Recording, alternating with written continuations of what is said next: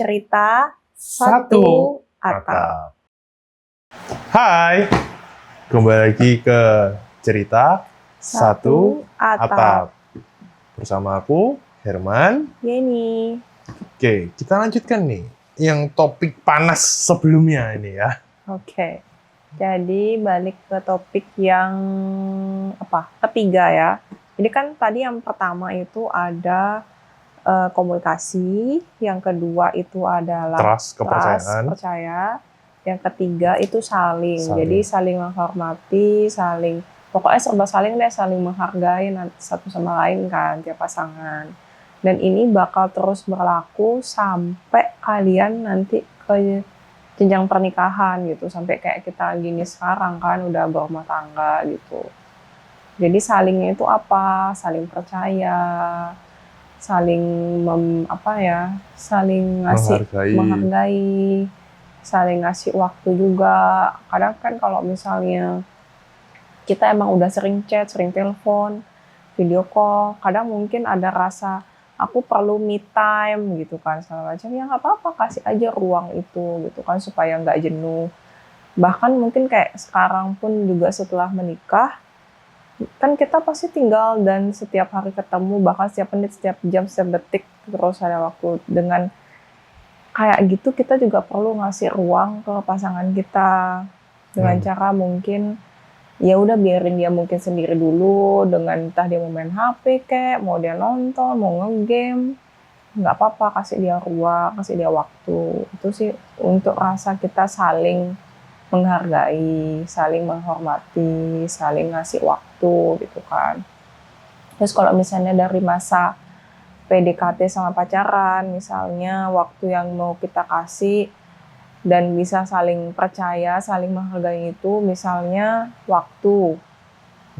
Pas waktu, misalnya waktunya jam kerja. Jadi kalau misalnya udah tahu rutinitasnya seperti apa, tahu oh pagi mungkin masih belum bisa diganggu karena masih sibuk di kantor, atau misalnya dia masih sibuk ada job foto. Misalnya job foto kita tahu kan ada durasinya 3 jam mungkin paling lama. It's okay dia mau ngilang 3 jam pun aku juga nggak masalah. Jadi aku bisa ngabisin waktuku untuk aku sendiri, me time kah, atau aku juga kumpul-kumpul sama temen gitu kan. Jadi nggak masalah, yang penting intinya tuh sudah menginfokan di awal kalau misalnya itu udah mau perlu waktu dulu gitu. Lebih kayak gitu sih, saling menghargainya. Oke. Jadi itu bakal ada keterkaitan antara ketiganya itu. Dan yang pasti dari ketiga hal tadi, kita tidak bisa menuntut ya.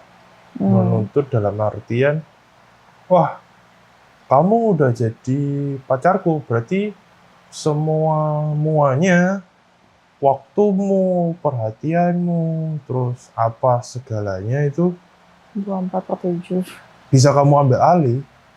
Nggak bisa sih. Tetap kita adalah individu pribadi yang memutuskan untuk bersama, ya, dengan punya kehidupan sebelumnya, dan kita sama-sama berkomitmen, baik itu dalam pacaran ataupun nanti ke jenjang menikah, kalau kita akan bersama-sama. Bukan berarti kalau sudah sampai menikah, kamu harus mengikuti kemauanku 100%. Nggak bisa juga. Kita pun tetap ya stay sama kayak dari cara pacaran kita ya. Dia pagi mau ngapain, mau masak dulu, mau eksperimen. Ya aku hargai, oke. Apa yang bisa aku bantu? Ya boleh, paling yang sederhana aja, kayak aku cuci beras, habis itu masuk rice cooker, terus potong-potong yang sebisa aku. Terus dia mau eksperimen. Itu membantu banget sih buat menurutku ya. Ya, dia eksperimen mau buat makanan apa, enak nggak enak, ya oke, kita makan. Ya saling menghargai. Ya sambil saling masukan. Mungkin nextnya garamnya dikurangin, atau ininya mungkin agak lamaan. Itu kan dari versi setelah menikah. Ya. Kalau misalnya pas aku masih PDKT dan waktu pacaran, contohnya apa? Yang saling menghargai ya. Ya. Dia ada mau keluar sama temen, ya it's okay. Dia ngomong, oh aku mau keluar sama ini. Sebetulnya dia mau kabarin, tidak mengabari, tidak terlalu bermasalah, tidak harus, oh aku udah sampai, aku lagi di sini, aku minta pap kamu sama teman-temanmu. Enggak sih. Misalkan dia lagi menghilang karena lagi keluar sama teman-temannya. Case-nya misalnya seperti ini. Pulang kantor, terus tiba-tiba diajakin, ini ada acara ulang tahun ini. Kamu diajak loh tadi waktu pas di kantor, dia belum sempet ngomong, tapi dia nitipin aku untuk ngajak kamu. Coba kamu tanya dia, bener nggak? Nah, terus semisal itu case ya, skenario. Terus ternyata dia udah ngomong sama temennya, terus langsung pergi makan bareng-bareng, belum sempat mengabari, ya nggak masalah. Setelah acara dia lenggang baru ngasih tahu, sorry ya tadi aku sempat begini-begini karena tadi ada temenku ulang tahun loh, ya aku diajak begini-begini dadaan. Ya kembali lagi ya tadi, rasa trust masuk. Itu masuk dan kalian diuji, percaya apa enggak. Kadang kan kalau misalnya mungkin mau nakal gitu ya, bisa aja kan aku bilangnya ulang tahun teman, tapi ternyata misalnya aku jalan sama yang lain gitu kan. Tapi kan kembali lagi, akunya dari segi aku sudah komit, kalau sudah punya pasangan ataupun sudah jadian meskipun LDR, ya aku nggak bisa lagi jalan sama cowok lain gitu kan. Nah, tapi ini udah, kasusnya tadi waktu pas masih PDKT. Tapi kalau misalnya pas aku masih PDKT, ternyata aku mau jalan sama yang lain, ya nggak apa-apa kan, aku masih temen. Jadi maksudku temen itu kan bukan berarti harus sesama jenis ya. Kalaupun temenku ternyata lawan jenis, tapi aku masih nganggap dia sebagai temen, kan nggak apa-apa kalau buat jalan. Dan lagian kita berdua kan belum ada komit pada saat itu. Betul. Itu berarti bukan yang namanya selingkuh apa-apa ya. Tapi kita masih dalam masa menfilter calon pasangan kita yang mana nih yang kita mau pilih. Dari sana juga kita bisa lihat, kalau misalnya pada saat itu aku udah bilang nih terus terang, aku bakal jalan sama temenku, ada cowok, ada cewek, atau cowok-cowok semua.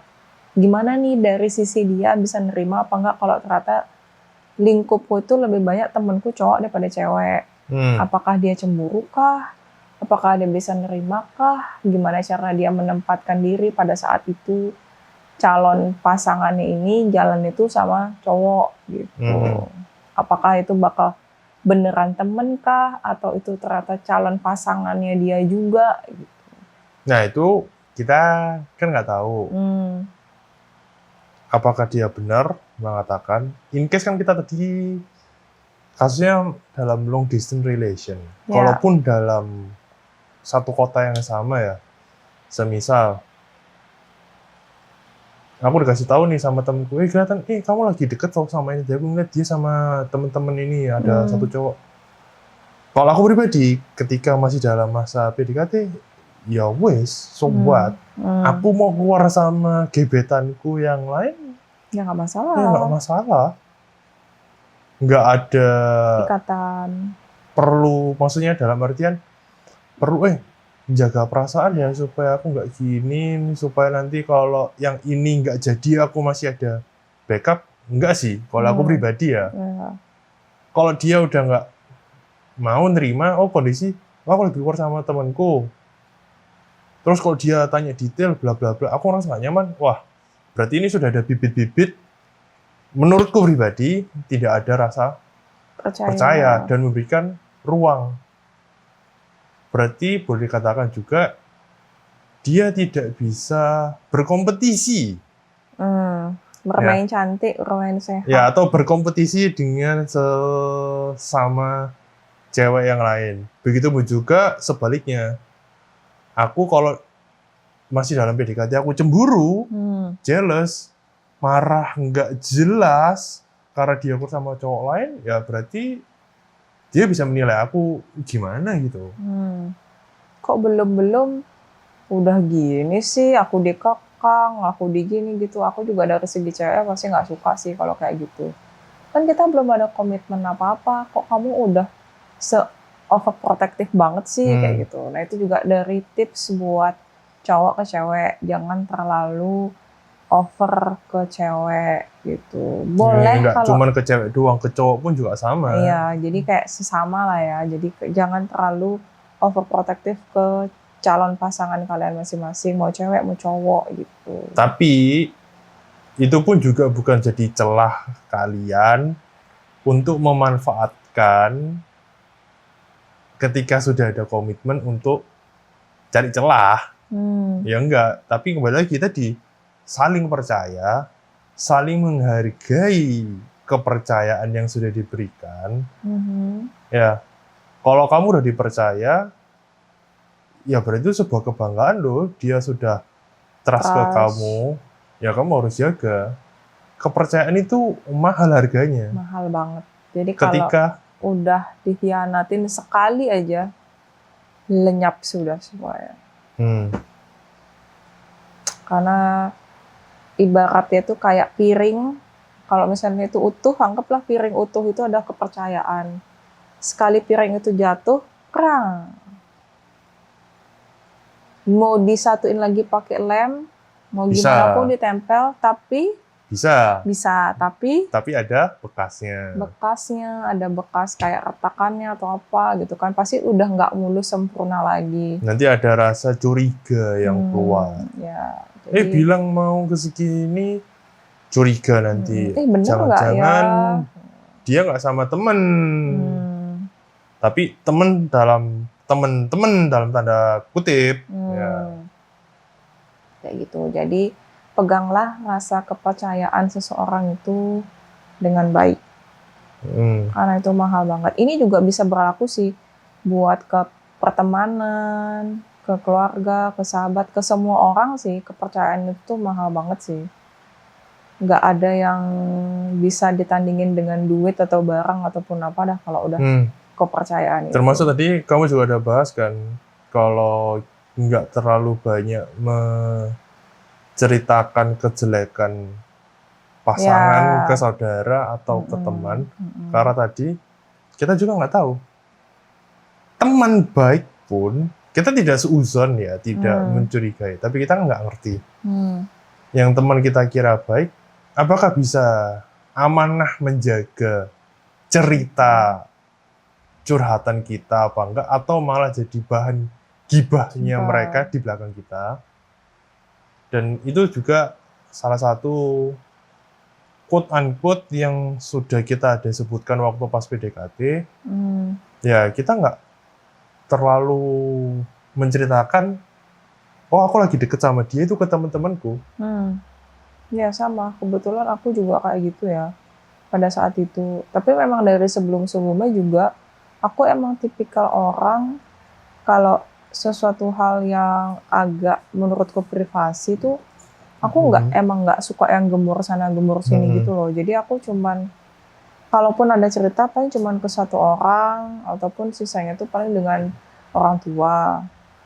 Nah sisanya kalau misalnya udah fix atau apa gitu, misalnya udah jadian atau apa, ya udah baru aku share. Mungkin share pun itu bukan sekedar kayak menceritakan totalitas gitu ya, tapi kayak lebih ya udahlah paling cuman bagi foto, kayak infoin gitulah. Aku udah punya pacar nih sama ini orangnya, udah mungkin kayak lebih sekedar go public gitu. Lebih ke arah sana.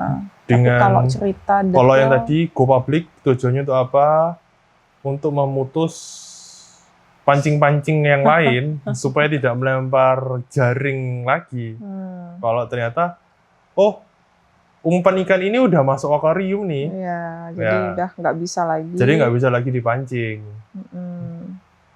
Tapi kalau tadi, kembali lagi, kalau tidak ada trust dan saling, dikasih umpan bisa kepancing lagi sih. Ya, tapi kembali lagi ke individu masing-masing. Benar. Jadi kembali lagi gimana tentang diri kita sendiri sudah berkomit. Kalau udah berkomit dengan orang satu, ya udah jalanilah komitmen itu.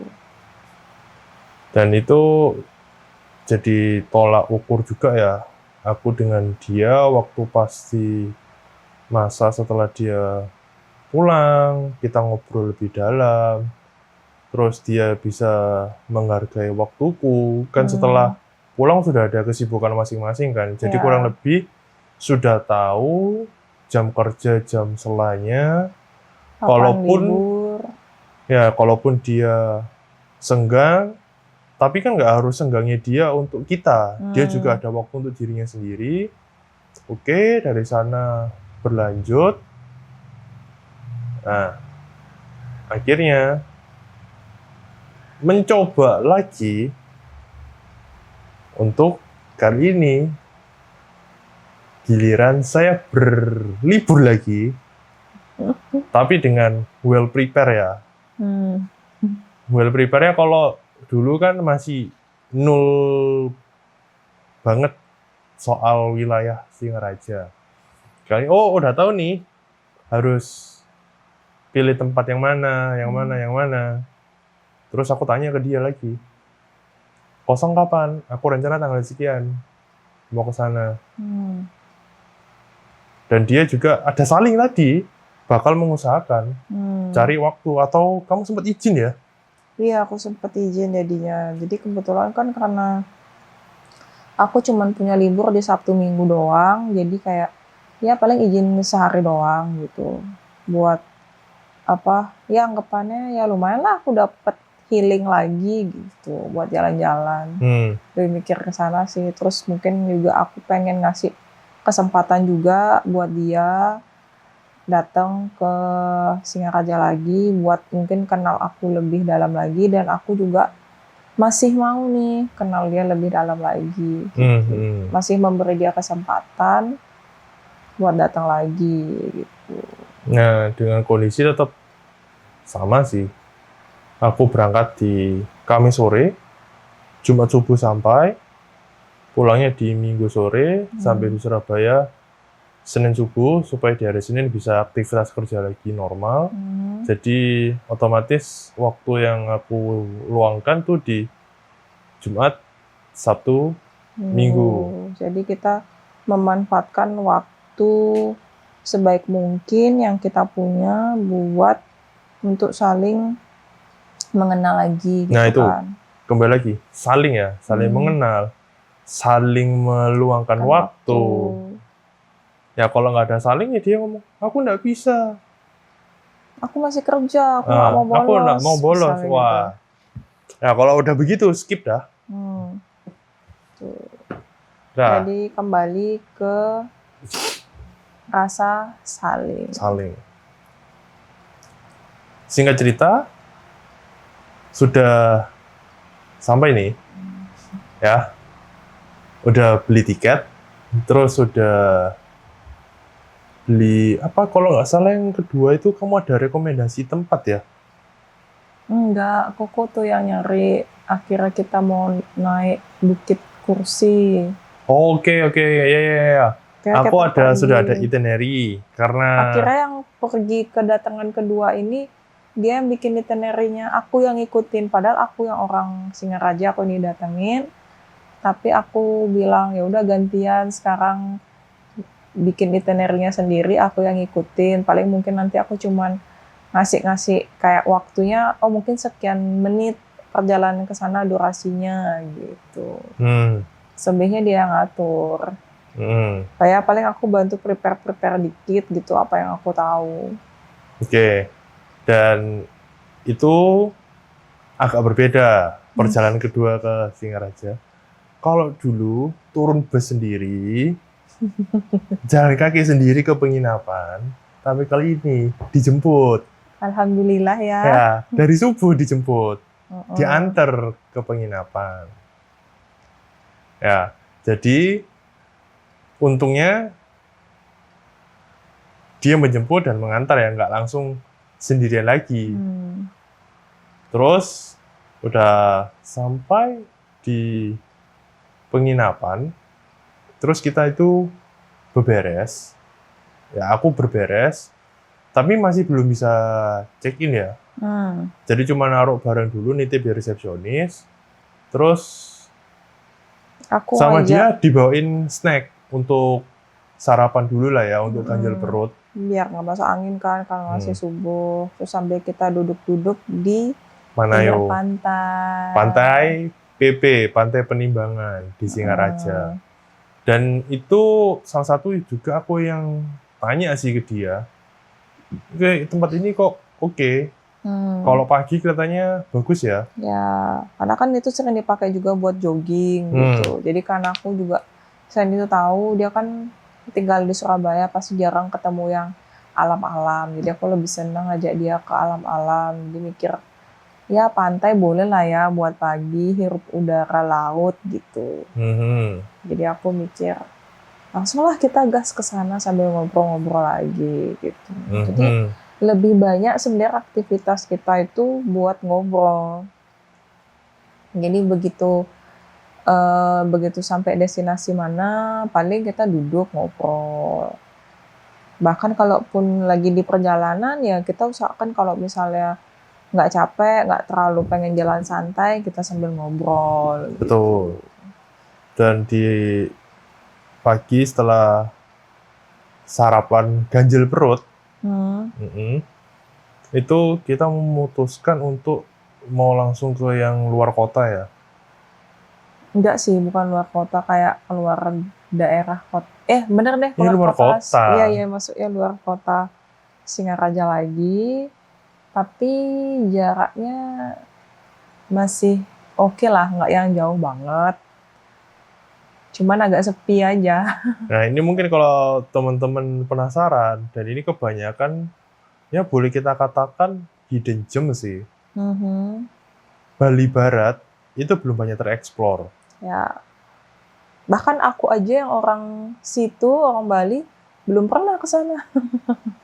Nah, aku yang minta ke dia, ini ke tempat sini gimana? Kamu udah pernah? Belum pernah? Boleh coba? Ayo. Jadi setelah tadi kita di hotel, selesai sarapan tadi, ganti baju, karena kan nggak sempat mandi ya. Baru bisa check-in kan jam 1, jam 2-an.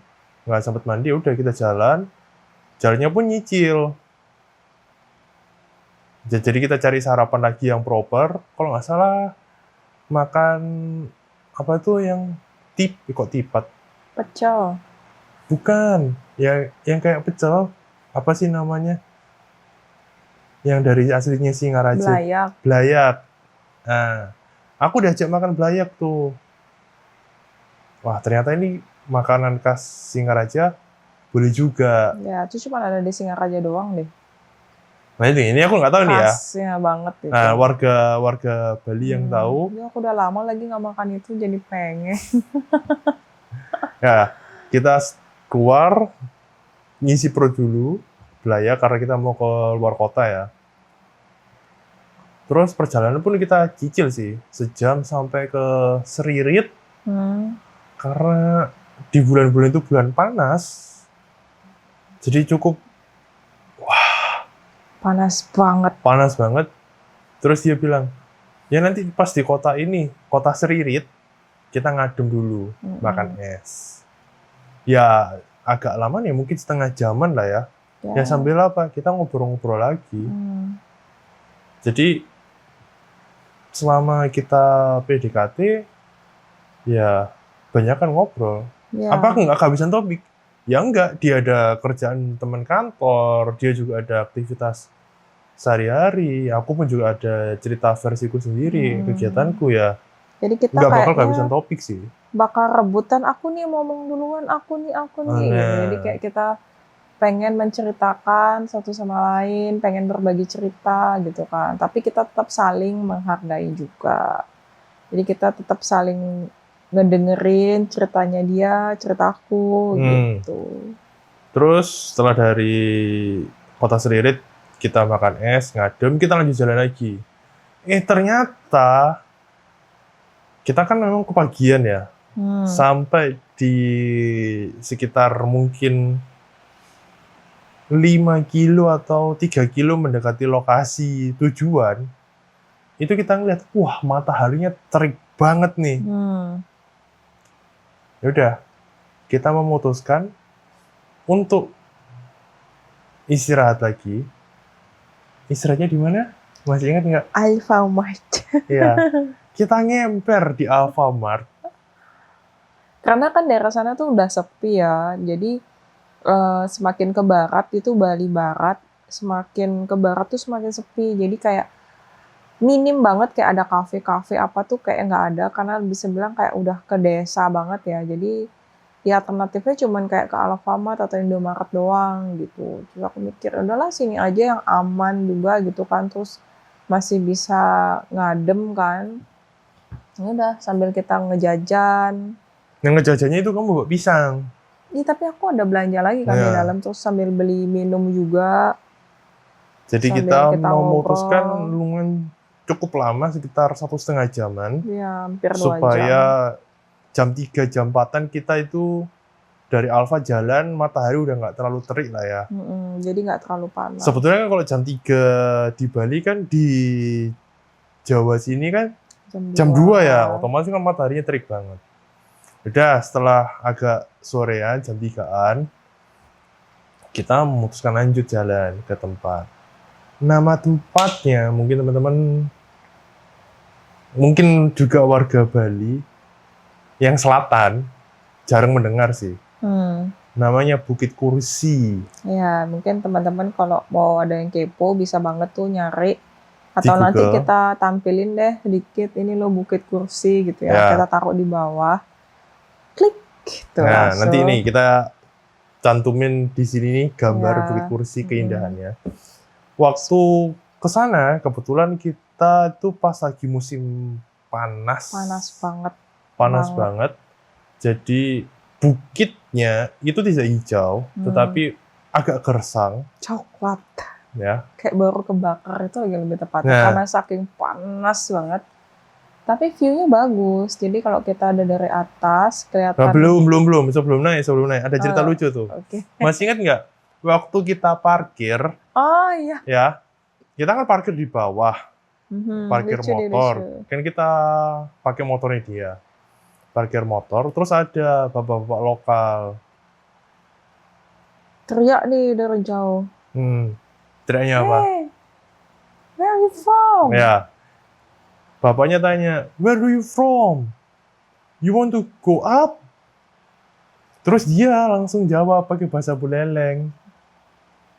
I'm from Buleleng. Oh, nak Buleleng. Keluarlah bahasa Balinya. Nah, karena si bapak itu mengira kita ada pakai motor, plat DK, kita ini turis asing. Karena jarang sekali warga lokal yang bukan Hindu untuk liburan ke sana. Ya mungkin karena muka kita bukan muka lokal gitu loh, jadi kayak dikira bule Cina atau apa gitu kan, jadi ditanya. Biasalah ya mungkin orang-orang sana kan karena jarang ada turis juga ya, daerah sana tuh agak sepi.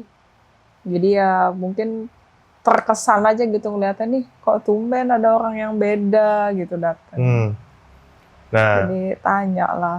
Dari situ kita naik, tapi kayaknya kita ada pemilihannya kurang pas sih bulannya, karena anginnya kenceng banget. Tapi meskipun panas ya, entah kenapa tuh anginnya kencangnya luar biasa, kayak rasanya kita berdiri tuh kayak mau terbang gitu loh badannya. Iya, kita kan berdiri naik udah tengah-tengah gitu ya, ke tengah-tengah bukitnya itu berasa kayak kita berdiri, angin itu kayak mau diterpa, kita seakan-akan mau terbang. Mungkin kalau kita enggak lebih duduk atau kayak maksain lagi kayak buat jalan, mungkin kayak kita udah kebawa angin gitu loh rasanya. Tapi kita berusaha buat memberatkan diri gitu loh, jadi rasanya supaya kita tuh nggak terbang. Bentar. Ceritanya yang menarik. Nanti kita akan tampilkan foto-foto kita.